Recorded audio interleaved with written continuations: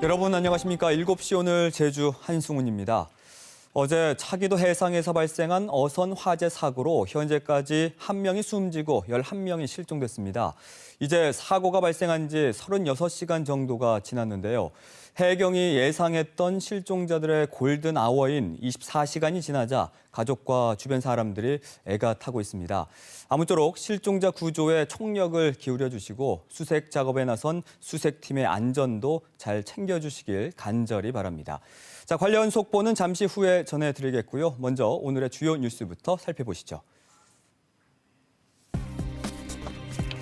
이 시각 현장에서는 차기도 어선 화재와 관련해 현장에 나가 있는 취재기자와 자세한 상황을 살펴보고요.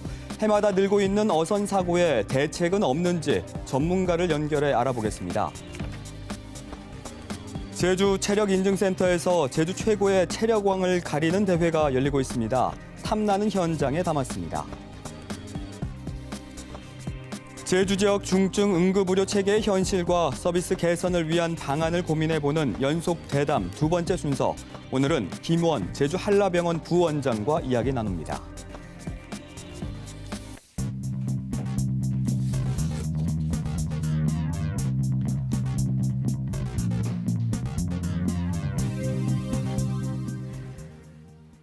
오늘 하루 뉴스를 정리해드리는 뉴스브리핑 손보련입니다.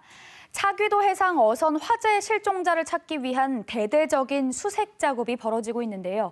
사고가 난 대성호의 자동 선박 식별 장치인 AIS는 어제 새벽 4시쯤 신호가 잡힌 뒤 끊겼고 어선 위치 발신 장치인 VPS는 이보다 앞선 지난 13일에 꺼진 상태입니다. 오늘 시사용어 사전에서는 AIS와 VPS가 어떤 기능을 하는지 알아보겠습니다. 자동 선박 식별 장치는 선박의 운항 정보 등을 선박끼리 또는 선박에서 육상으로 송수신하는 장치인데요. 2000년 국제해상기구가 선박의 항해 안전과 보안 강화를 위해 해상 인명 안전 협약을 개정하면서 AIS 설치를 의무화했습니다.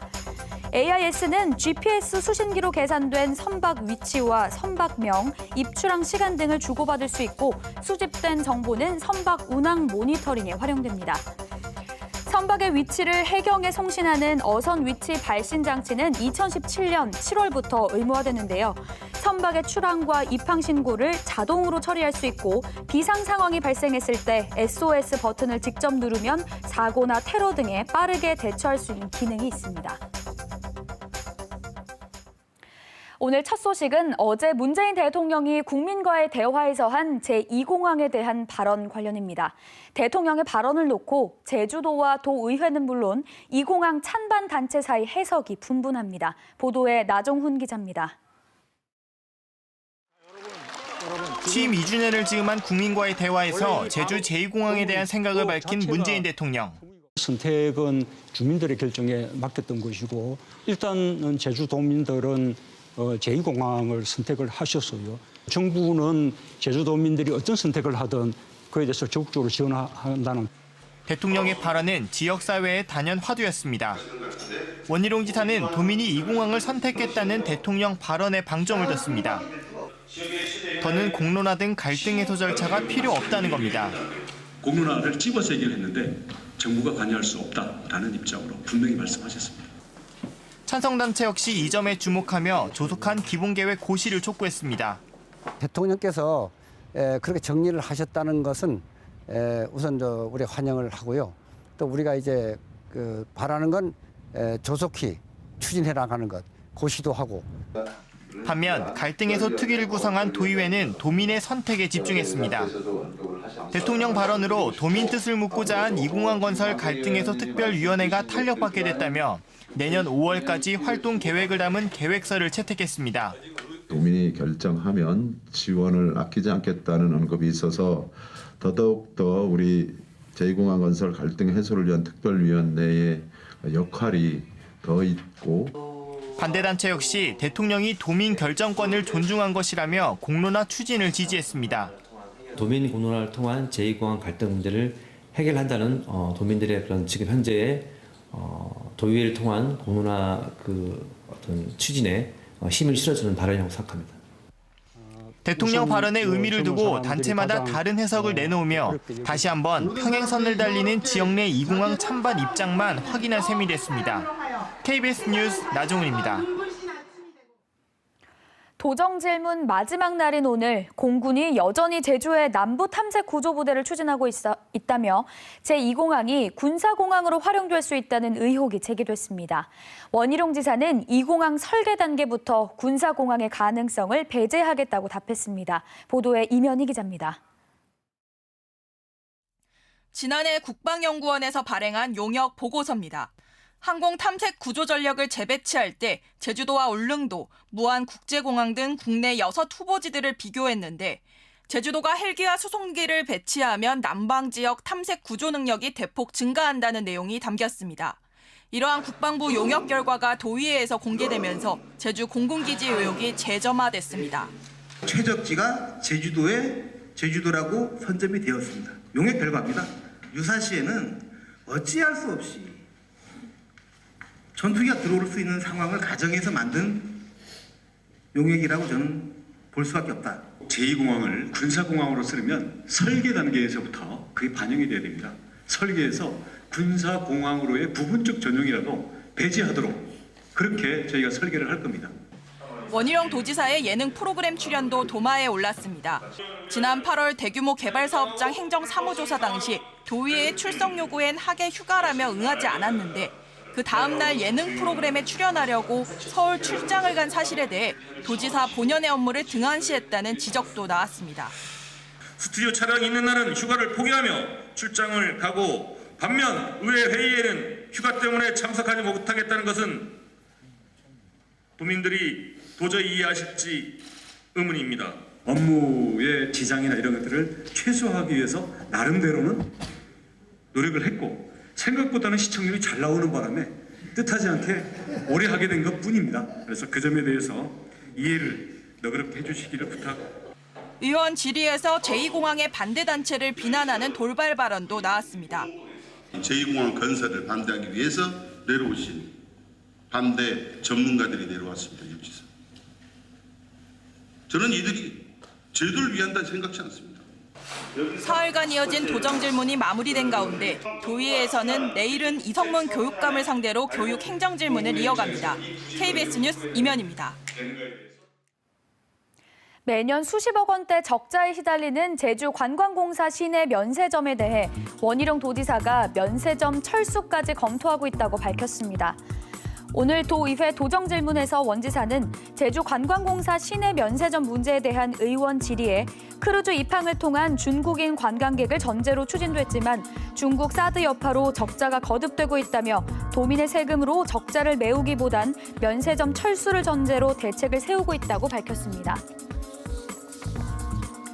이낙연 국무총리는 정부 서울청사 중앙재난안전상황실에서 제주 어선 화재 사고 상황 점검 회의를 열고 수색에 총력을 쏟아달라고 지시했습니다.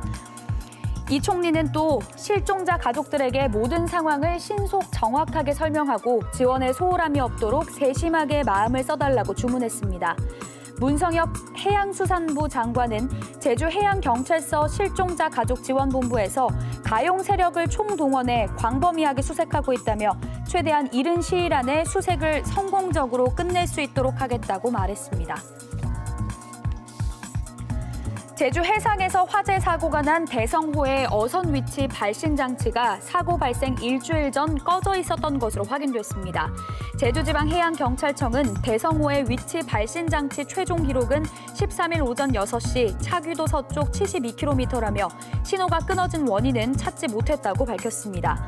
하지만 대성호에 장착된 선박 자동 식별 시스템은 19일 새벽 4시 15분이 마지막 기록으로 13일부터 사고 당일까지는 정상 조업했을 가능성이 있어 정확한 사고 경위는 아직 파악되지 않고 있습니다. 이달 들어 노지 감귤 출하가 시작됐지만 가격이 회복세를 보이지 않고 있습니다. 제주도 감귤 출하 연합회에 따르면 최근 노지 감귤 도매시장 평균 가격은 5kg 한 상자에 6,000원으로 지난해보다 30%가량 떨어졌고 올해 들어 지금까지 평균 가격도 6,800원에 머물고 있습니다. 제주도는 비상품이 섞여 출하되는 걸 원인으로 보고 단속을 강화할 계획입니다. 제주 마늘 생산자 협회 준비위원회는 성명을 내고 정부는 제주 마늘 5,000톤을 전량 수매하고 제주도는 농협과 함께 올해 생산된 마늘 처리 대책을 수립하라고 촉구했습니다. 마늘 생산자 협회 준비위는 계속된 가을 장마와 연이은 태풍으로 농민들은 마늘 파농 시기를 놓치고 파종한 밭도 침수 피해를 입은 상황이라며 내년 마늘 계약 단가가 생산비를 밑도는 값으로 제시되면 마늘 농가들은 좌시하지 않을 것이라고 밝혔습니다. 연말연시 소외된 이웃을 돕는 희망 2020 나눔 캠페인이 오늘부터 시작됐습니다. 제주도와 제주사회복지 공동모금회는 오늘 도청 탐나홀에서 나눔으로 행복한 세상을 주제로 출범식을 열고 올해 나눔 캠페인은 47억 8,200만 원을 목표액으로 내년 1월 말까지 진행한다고 밝혔습니다. 모금은 사랑의 전화 또는 KBS를 비롯한 방송사 등을 통해 가능하며 노형 오거리와 도청 로비에 사랑의 온도탑도 설치돼 목표액의 1%가 달성될 때마다 1도씩 올라가게 됩니다. 지금까지 뉴스 브리핑이었습니다.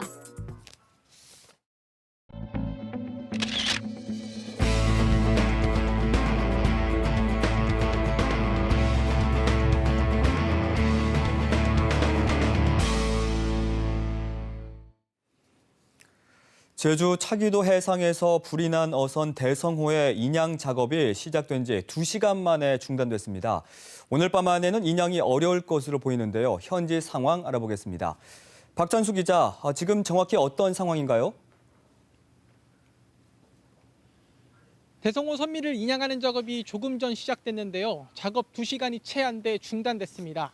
잠수사 7명을 투입해 선미 부분 앞뒤를 예인줄로 연결했는데요. 제주대 실습선 아라오로 인양을 시도했지만 기상이 너울성 파도로 좋지 않아 선체 파손이 우려돼 작업을 중단한 겁니다. 추가적인 예인줄 연결 등 보강 작업도 진행했지만 현장 구조대장의 판단에 따라 인양 작업 계획을 다시 세우기로 했습니다. 이에 따라 오늘 밤에는 인양이 이뤄지지 않을 전망입니다. 향후 인양이 이뤄지면 정밀 감식을 통해 정확한 화재 원인을 조사하고 혹시 남아있을 생존자 파악에 나설 계획입니다. 이미 가라앉아 위치 파악이 어려운 뱃머리는 음파 탐지기 등을 투입해 수중 수색을 이어가고 있습니다. 어제 오전 발견됐지만 숨진 60살 김모 씨의 부검 결과도 나왔는데요. 익사로 숨진 것으로 나왔습니다. 부검의 소견에 따라 김 씨는 2에서 3도의 화상을 입었지만 사인에 영향을 끼치기에 미흡하다고 해경은 설명했습니다. 또 해경의 도움을 받아 사고 해역에 도착해 수색 상황을 잠깐 지켜본 뒤 출발지로 돌아온 가족들은 조금 전 한림항으로 안전하게 돌아왔습니다. 해경은 오늘 밤에도 실종 선원 11명을 찾기 위한 야간 수색을 이어나갈 방침입니다. 지금까지 제주항에서 KBS 뉴스 박천수입니다. 대성호 사고 발생 이틀째 기다리던 구조 소식은 전해지지 않고 있습니다. 가족들의 안타까움도 더하고 있는데요. 이번 사고를 비롯해 해마다 늘고 있는 어선 사고와 관련해 전문가와 이야기 나눠보겠습니다. 윤종희 한국해양대 해양경찰학과 명예교수 전화 연결돼 있습니다. 교수님 안녕하십니까? 네, 안녕하십니까? 네. 자, 어제 제주 차기도 해상에서 발생한 어선 사고 소식 접하셨을 텐데 어떤 마음으로 지금 뉴스 지켜보고 계신지요?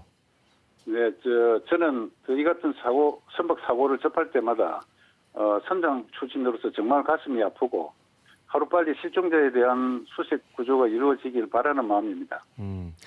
이번 사고를 보시면서 전문가로서 가장 안타까운 대목이 있다면 어떤 점일까요? 선원은 그 사고가 발생했을 때 초기 대응 방법에 대한 기본 지식을 가지고 있습니다만은 이번 대성호 사고의 경우에 보니까 조난 신호를 발신할 수 없을 정도로 긴박한 상황이었던 것으로 추측되는데 네. 이로 인해서 사고가 늦게 해경에 알려졌다는 점이 가장 안타깝습니다. 최근에 어선에는 SOS 버튼을 직접 눌러서 조난 신호를 보내는 위치 식별 시스템 VPS라고 하는데 이 장치도 의무화가 돼 있죠? 네, 그렇습니다. 네. 그런데 이번에 발생한 그 대성호의 경우 일주일 전부터 VPS가 꺼져 있던 것으로 전해지고 있거든요. 이게 어떤 원인 때문이라고 추정할 수가 있을까요?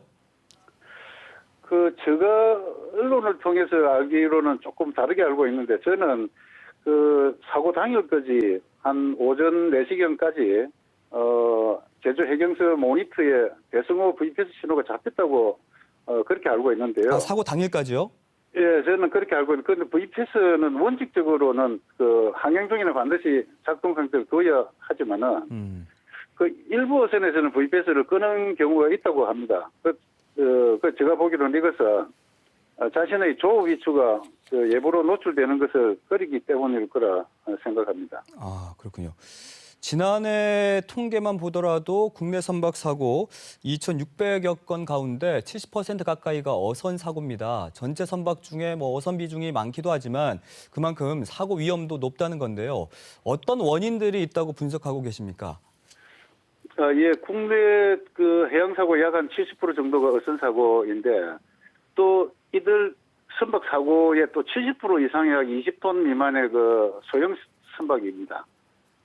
사고의 주 원인을 보면 정비 불량으로 인해서 기관 고장하고, 그리고 이제 어망, 로프 등 이렇게 이제 부유물에서 감김에 의한 표류 등을 들 수 있는데, 이 같은 사고가 발생하면 조종 불능, 그리고 표류, 전복, 침몰 이렇게 이제 이어져서 결국 그 인명 피해가 크게 발생하게 됩니다.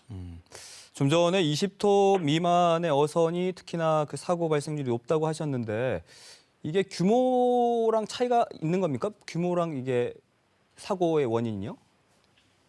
사고의 원인은 원인은 좀 다양한데 특히 이제 작은 선박일 경우에는 특히 해양 기상, 거친 해양 기상에 굉장히 위험하기 때문에 그래서 날씨 영향을 상당히 큰 선박에 비해서 많이 받는다고 할 수 있습니다. 그렇군요. 연근의 어족 자원 고갈로 많은 어선들이 지금 먼 거리 조업에 나서고 있죠. 이번 대성호도 지난 8일에 통영에서 출발해서 열흘 넘게 제주 주변 해상에서 갈치 조업을 하다 변을 당한 건데 먼 거리 조업 어떤 위험성을 안고 있습니까? 먼저 국내 수역에서 조업하는 어선은 제가 좀 전 말씀드린 바와 같이 대부분 소형선들이 많은데 이것들이 먼 거리로 출하하게 되면 그만큼 악천후에 노출될 가능성이 많아지고 또 육지에서 멀리 위치하고 있어 긴급 상황이 발생했을 때 신속한 외부 원조나 지원이 어려우시니까 그래서 인명 피해의 위험성이 높아진다고 할 수 있습니다. 최근 그 어선들이 FRP 재질이라고 하던데 이걸로 많이 제작이 되고 있다고 들었어요.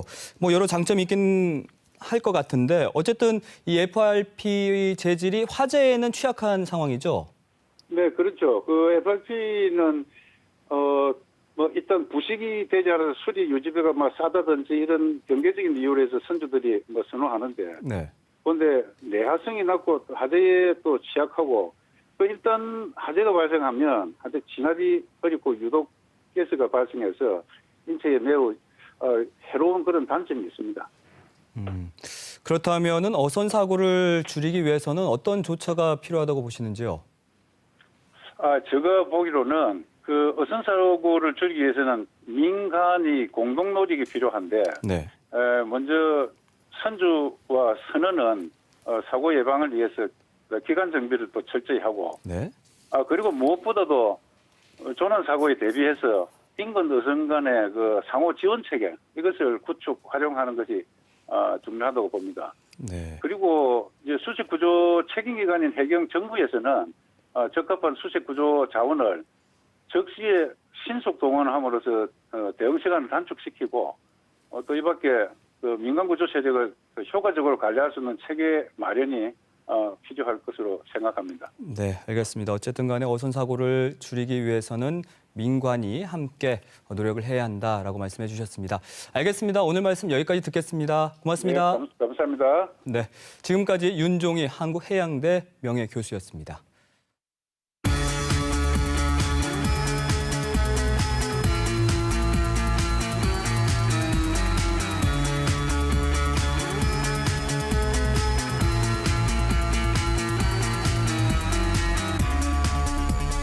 100세 시대가 열리면서 건강 관리에 관심 많으시죠? 여러분은 건강을 얼마나 자신하시나요? 제주 체력 인증센터를 방문하면 신체 나이 측정은 물론이고 본인에게 맞는 체력 향상 프로그램을 지원받을 수 있다고 하는데요. 요즘 이곳에서 제주 최고의 체력왕을 가리는 행사가 열리고 있어 눈길을 끌고 있습니다. 탐나는 현장에서 안내합니다. 도내 하나뿐인 체력 인증기관 제주 체력 인증센터입니다. 지난 2015년에 문을 열었는데요. 이곳에서 2019 제주 체력왕 선발대회가 진행 중입니다. 참가 신청서를 작성하면 대회에 바로 참여할 수 있는데요.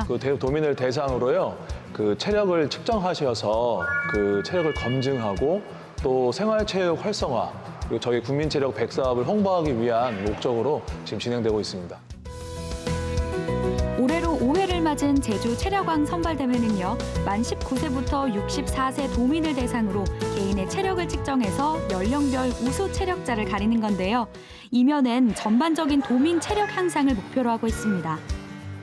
대회 참가자는 우선 혈압과 체지방률 상태부터 확인하는데요. 혈압 같은 경우에는 이제 측정 전 가능 수치인지 확인을 하는 단계이고요. 이제 신체 조성 검사는 체지방률을 확인하고 이제 상담 자료로 활용되고 있습니다. 몸은 물론 마음의 긴장을 풀 겸 스트레칭을 하는데요. 각오도 다져봅니다. 아니 운동은 하고 있는데 여기 체력이 어느 정도 되는가 좀 체력 검사하고 싶어서 한 거예요. 전번에는 좀 잘 나왔는데 이번에는 몸무게도 늘고 그래서 잘 모르겠어요. 어떻게 잘 나올지. 대회를 통해서 모두 6개 항목에서 자신의 신체 나이를 확인할 수 있는데요. 상대 악력 측정을 통해 근력을, 10m와 20m 왕복 달리기를 통해 민첩성을, 또 지구력과 유연성, 심폐 기능까지 두루두루 현재의 건강 상태를 알아볼 수 있습니다.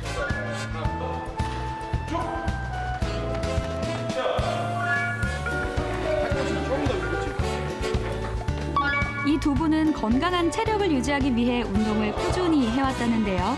체력왕 선발대회가 이번이 첫 도전이 아니라고 합니다. 대회가 좋은 운동 자극제가 되고 있습니다.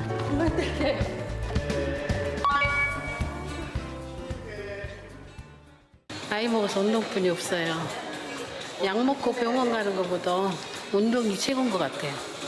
체력 측정하시게 되면 자기의 체력을 확인하실 수도 있겠고, 그리고 어떻게 운동하실지에 대한 체력 진단 및 운동 처방도 가능하기 때문에 활발하게 참여하셔서 저희 체력을 봐주시기 바라겠습니다. 수고하셨습니다.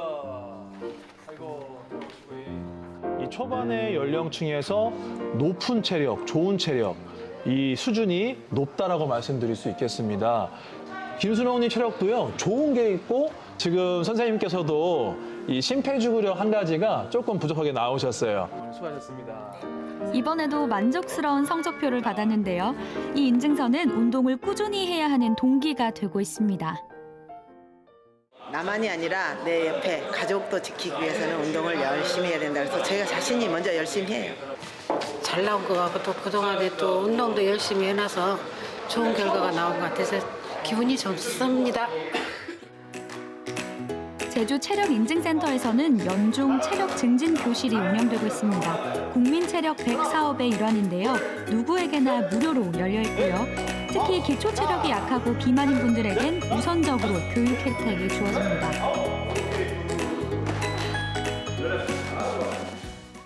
개인적으로는 이거 하고 나서 몸도 되게 가벼워지고 아프던 데도 좀 덜 아프게 되는 것도 있었던 것 같아요. 1년에 한 해에 4기 수가 운영이 됩니다. 그러니까 한 기 코스가 이제 8주, 2달이죠. 2달 일주일에 3번 수업이 운영 중이고요. 오전, 오후, 저녁 이렇게 3타임이 운영되고 있습니다. 다시 체력왕 선발대회 현장입니다. 이번엔 앳돼 보이는 친구가 찾아왔는데요. 젊었을 때부터 체력을 관리해야 된다고 생각하고요. 그리고 지금 제 측정 능력이 얼마나 되는지 궁금해서 측정을 하러 왔습니다. 공부하랴 취업하랴 요즘 20대는 그 누구보다 바쁜데요. 체력왕 선발대회는 예약제로 운영돼서 원하는 날 원하는 시간에 참여할 수 있습니다. 22일까지 진행되니까 지금도 늦지 않았습니다. 주변에 그 운동을 하고 싶어도 못하는 친구가 많은데 여기 와서 이제 측정을 하라고 이제 권해주고 싶어요. 특히 11월 23일 날 단체전 이벤트가 진행되고 있습니다. 단체전은 4명에서 10명의 인원을 구성하시어서 저희 센터에 23일 토요일 날 방문하시면 각각의 체력 항목에 유리한 것들을 각자가 선택하시어서 이 단체로 측정하시면 이 풍성한 상품이 준비되어 있는 아주 재미있는 이벤트가 이번 23일 날 준비되어 있습니다. 내 신체 나이는 얼마나 될까 한 번쯤 갖게 되는 궁금함이죠. 체력왕 선발대회 현장에서 체력 상태도 점검하고 알맞은 운동법도 조언받으시면 좋을 것 같습니다. 네, 이번 주 연속 대담을 통해서 제주 중증 응급의료 체계 현실과 서비스의 질을 높이기 위한 방안을 다루고 있습니다. 오늘은 김원 제주 한라병원 부원장 모시고 자세한 이야기 나눠보겠습니다. 안녕하십니까? 어서 오십시오. 예, 안녕하십니까? 네. 제가 지나가다가 이제 한라병원을 보면 입구에 권역 외상센터 또 권역 응급의료센터라는 현판을 볼 수가 있더라고요. 예. 근데 도민들이 아직은 잘 모르시는 것 같은데 어떤 뜻인지 좀 설명해 주실까요? 예, 그 두 센터라는 것은 우선 선정은 이제 국가 주도로 복지부에서 하는 것이고 역할은 진료의 기능과 또 비진료의 기능으로 나눠서 볼 수 있습니다. 일반인들이 알아듣기 쉽게 말씀드리면 예를 드는 게 더 좋을 것 같은데요. 권역 외상센터에서 진료 기능의 특징이 2가지가 있습니다. 첫 번째는 24시간 항시 대기한다는 거죠. 쉽게 말을 해서 중증 외상 환자가 외상센터에 오게 됐을 때에 검사, 또 검사에 필요한 CT와 같은 시설, 수술실, 심지어는 의료 인력까지 다른 일을 전혀 하지 않고 대기 상태에 있습니다. 그러니까 오자마자 즉시 시행이 되는 큰 장점이 있고, 두 번째 장점이 팀제로 움직인다는 겁니다. 예를 들어서 중증 외상 환자라면은 머리만 다치는 게 아니고 가슴만 다치는 것도 아니고 여기저기 다쳐오죠. 일반적인 응급센터 진료 과정은 환자가 오면은 머리는 신경외과, 가슴은 흉부외과 이렇게 부위별로 다른 과가 진료하지만은 권역 외상센터는 처음부터 팀이다.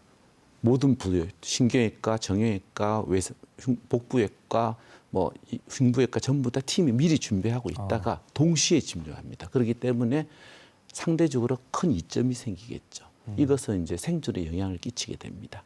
두 번째는 비진료 기능은 권역 응급센터 예를 들면 쉬운데요. 우리가 소위 DMET이라는 것이 있습니다. 우리가 쉽게 말하면 재난응급의료 대응팀이라는 건데 제주도 내에서 어딘가에서 큰 재난이 생기면서 다량의 인명피해가 생겼을 때에 10분 이내에 출동할 수 있도록 그 대응팀을 의사를 포함한 팀을 구성하고 장비를 해서요. 평소에 교육훈련을 시켜서 24시간 순환 대기를 하고 있습니다. 그 2가지를 포함한 기타 여러 가지 기능들이 이런 두 센터의 가장 큰 특징적인 역할이라고 할 수 있습니다. 제주 한라병원 같은 경우에는 아무래도 설명해 주셨지만 권역 응급의료센터인데다가 그 위치까지 제주 시내 중심에 있어서 중환자와 경증 환자들까지 쏠리고 있다고 하던데 실제로 얼마나 많은 환자들이 찾고 있습니까? 제주도를 보다 보면 전국 단위로 평균을 보면 쉽게 이해할 수 있습니다. 우리가 전국의 응급센터라는 것이 현재 153개소가 있는데 한 개소당 연 진료 인원이 한 38,500명 정도 나오고 있습니다. 제주도는 5개소가 있는데 한 곳당 한 34,500명 정도 연 진료하고 있고 한라병원이 41,500명 정도 진료하고 있습니다. 전국의 다른 타 권역의 진료 숫자에 비해서 그렇게 환자가 많이 몰리는 편은 아닙니다. 쏠림 현상은 아니라고 하시는 건가요? 숫자상 쏠림은 아니고요. 근데 제가 밖에서 보면 많은 분들이 아마 같은 생각하실 거예요. 응급실에 사람들이 많이 몰려 있고 빨리빨리 어떤 치료가 되지 않는다는 느낌이 또 좀 그런 생각을 할 수가 있을 텐데 이거는 다른 원인이 있는 겁니까, 그럼? 예, 아무래도 이제 권역 응급, 권역 외상을 하다 보면은 환자 중증도가 올라갑니다. 저희가 최고도 중증도 회상 환자가 한 5% 되고요. 그 다음에 중등도 중증도가 한 43%. 그러니까 반수가 이제 중증 환자인데 그 환자들을 초기에 검사하고 처치하는 데는 문제가 없는데 저희 병원의 중환자실 병상 운영률이 한 95% 넘어가면은 올라가지를 못합니다. 그러다 보니까 중증 환자들이 응급실에서 제때제때 중환자실로 올라가지 못해서 외부인이 볼 땐 중증 환자가 쭉 대기하고 있는 게 보이니까 여기 환자가 너무 밀린다 이렇게 충분히 느낄 수 있다고 생각합니다. 그렇군요. 응급실에 중환자들이 대기하는 네. 중증 응급 환자 진료 구역이 마련이 돼 있죠. 네네. 이곳은 어떻게 운영이 되고 있고 또 이게 어떤 환자들이 이곳을 이용하는 건가요? 예, 저희가 앞서 말씀드렸지만 저희가 이제 중증 환자 비율이 높은데 그 환자들이 이제 보통 일반적으로 병원의 병상 가동률이 90%가 넘어가든지 아니면 제주도처럼 저희 이제 한 2개 병원 경우는 중환자실 95% 가동되고 있으면 자리가 없다는 소리입니다. 중증 환자는 일반 환자랑 같이 섞어서 진료해서도 안 되고 일반 환자나 중증 서로가 피해를 보게 되기 때문에 격리를 해야 되는데 그런 현상이 반복되다 보니까 아예 중증 환자만 따로 격리해서 볼 수 있는 시설을 만들어서 그게 충분한 중환자실에 중하는 장비를 두고 인력도 전문의 포함한 전문 인력을 별도 배치하는 구역을 저희는 그렇게 부르고 있습니다. 네. 제주 지역에서 진료가 불가피한 환자는 부득이하게 이제 헬기를 통해서 네. 이제 다른 지역 병원으로 이송을 하게 되죠. 네, 그렇죠. 실제로 어떻게 이송이 되고 있고요. 또 이런 과정에서 부족한 점은 없는지가 궁금합니다. 일단은 그 이제 외부 이송이라는 것은 이제 어쩔 수 없는 상황에서 이루어지는 건데 고무적인 것은 17년도에는 한 125건 정도 나던 것이 계속 줄어서 지금 100건 이하까지 줄어들고 있는 것은 고무적입니다. 이송에서 문제점이 있다면은 항공 이송이라는 자체가 문제가 있는 거죠. 우리는 산면이 바다이기 때문에 육지처럼 육상 이송이 안 되기 때문에 항공 이송을 하다 보니 항공 이송의 첫 번째 문제점은 기후 조건에 예민하고 비행기라는 것을 준비한다는 것이 이게 간단하지가 않습니다. 거기에 더불어서 또 중증 환자를 병원에서 또 공항까지 또 이송해서 옮겨 실어야 되는 문제가 추가되는 거죠. 네. 거기에다가 항공이송이라는 것은 육상보다는 기압이 떨어지기 때문에 거기에 따른 또 환자의 추가적인 문제점도 있습니다. 이런 것이 문제가 더 심각하게 보여지는 겁니다. 지난주 KBS 탐사팀에서 제주 지역 중환자실 부족 실태를 집중해서 보도해 드렸거든요. 네네. 한라병원에 이제 곧 중환자실 20병상이 추가된다고 하던데 어떻게 추진이 되고 있습니까?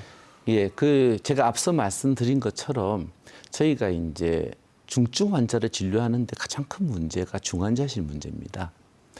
이것을 해결하기 위해서 저희가 이제 외상센터를 개소할 때 24시간 시설 장비 인력이 대기해서 즉시 대응을 해서 치료하려면은 중환자실이 가장 큰 걸림돌이 됩니다. 그래서 20병상을 외상 환자를 위한 전용 중환자실을 개설하는 겁니다. 그래서 환자가 중환자실로 인해서 지연되지 않도록 하기 위해서 하는 것이고 이것은 제주 지역 전체 중환자실이 한 120여 개라고 생각했을 때 현재도 성인 중환자실이 제일 많이 보유하고 있지만 이것이 추가되면은 이 부분에 대한 문제점이 많이 개선되지 않을까 기대하고 있습니다. 네.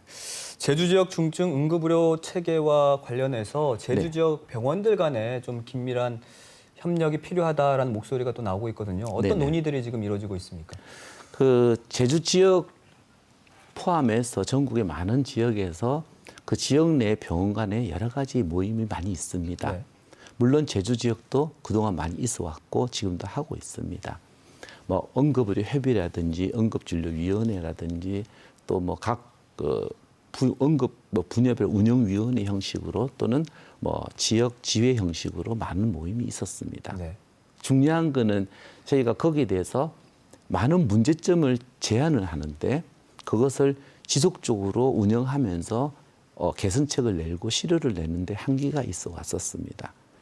다행인 것은 2018년도부터 저희 이제 도에서 많은 지원과 관심을 줌으로써 이것이 이제 정기적으로 응급의료 협의회가 운영되면서 실질적으로 많은 효과가 나오고 있고 실적이 나오고 있습니다. 대표적인 게 응급실 폭력 예방 시스템이라는 것인데 이전에 없었던 것이 협의회 과정을 통해서 지금 구축이 되었고 또 지금 진행되고 있는 것들이 많이 있는데 대표적인 것이 환자를 전원하는 과정에 필요한 여러 가지 시스템을 공유하는 것을 지금 진행 중이고 두 번째는 무인도 같은데 유인도 같은 우리 도서가 있는데 특히 유인도에 환자가 발생했을 때 대한 대비 시스템이나 재난이 발생할 때 시스템이 부족하다는 판단하에 거기에 대한 대응 매뉴얼 개발 사업이라든지 이런 여러 가지 사업들을 도 주관으로 지금 병원들이 모이고 관련 기관이 모여서 진행 중에 있습니다. 네. 그 병상 부족 문제도 문제지만 아무래도 네네. 또 의료 인력 네. 많이 부족하지 않습니까? 네네. 어떻게 대비하고 계신지요? 그 의료 인력의 문제에 대한 질문이 많이 오는데요. 아주 쉽게 말을 하면은 필요한 것보다 공급이 부족한 거죠. 공급과 수요의 문제인데 우리 도 내에 필요한 의료 인력이라는 것은 굉장히 많습니다. 특히 병원이라는 것은 전문 인력의 집합체이기 때문에 의사도 분야별로 있고 간호 인력도 분야별로 있고 네. 구조사, 기사 다 분야별로 있는데 모든 분야에서 사실 우리가 필요한 수요에 비해서 공급이 부족하죠.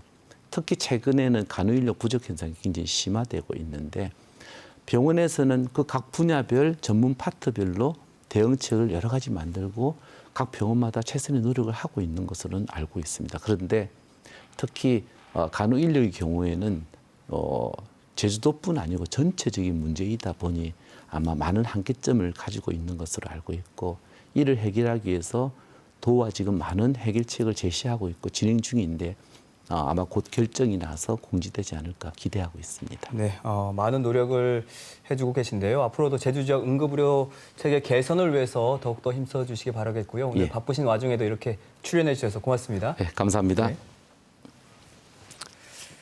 자, 내일 연속 대담에서는 김상길 서귀포 의료원장과 이야기 이어갑니다.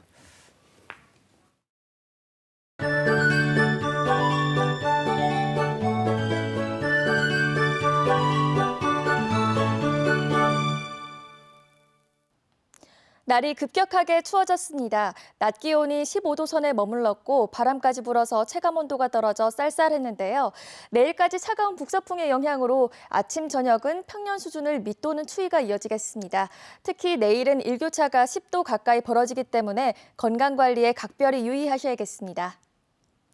현재 맑은 하늘 보이고 있는데요. 내일도 아침엔 맑다가 오후부터는 점차 구름이 많이 지나겠습니다. 요즘 새벽엔 산지의 기온이 영하로 떨어지면서 결빙되거나 서리가 내리는 곳이 많습니다. 이미 한라산은 올해 첫 눈발이 날리기도 했는데요. 등반하실 땐 항상 미끄럼 사고를 조심하셔야겠습니다. 산간도로 지나가시는 분들은 교통안전에도 각별히 유의하시기 바랍니다. 다음은 자세한 내일 지역별 날씨입니다. 내일 아침 기온은 제주시와 성산 지역이 7도로 오늘보다 1에서 3도가량이 낮겠고요. 서귀포 10도로 오늘보다 2도 높겠습니다. 낮 최고 기온은 18도로 오늘보다 3에서 6도가량이 높겠습니다.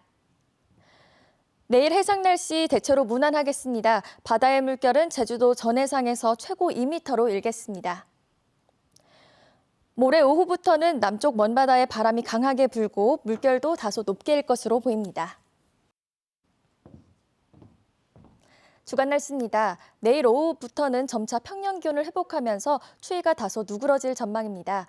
일요일 오후부터 월요일까지는 비 소식이 있겠습니다. 날씨였습니다. 앞서 보도해드린 것처럼 국민과의 대화에서 나온 문재인 대통령의 제2공항 발언을 놓고 저마다 해석이 다릅니다. 원희룡 지사는 제주도민이 2공항으로 결정했다는 부분을 강조했고요. 2공항 반대 측에서는 문 대통령의 발언 가운데 제2공항 문제는 제주도민의 선택이라는 데 방점을 찍었습니다. 이제 두 번째 회의를 가진 도의회 2공항 갈등 해소 특위의 어깨가 한층 더 무거워졌습니다. 꼬일대로 꼬인 2공항 갈등의 실타래를 풀어내고 도민 의견을 잘 담아내 돌파구를 찾을 수 있을지 7시 오늘 제주에서도 계속 지켜보겠습니다. 자, 오늘은 여기서 인사드리고 저희는 내일 다시 찾아뵙겠습니다. 함께해 주신 여러분 고맙습니다.